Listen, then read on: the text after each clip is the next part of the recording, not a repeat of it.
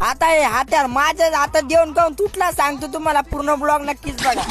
तर जय सावलाल भावांनो, मी तुमचा जालनाकर सज्जू ब्लॉगर. पण कधी बिन उठून सुटून निघलोय लगेच जालन्याला. आज जालन्याला नाही जायचं, आज जायचंय रामनगरला. रामनगरला आज आपल्या माग काय काम आहे कळून जाईल तुम्हाला. आपण याच्या आधीच रामनगरला पाऊस येऊन गेलाय. पावसातच लय मोकार पॅन्ट खराब झाली. चला म्हणलं आता आपल्याला बांबू तोडायला आलतो आपण रामनगर.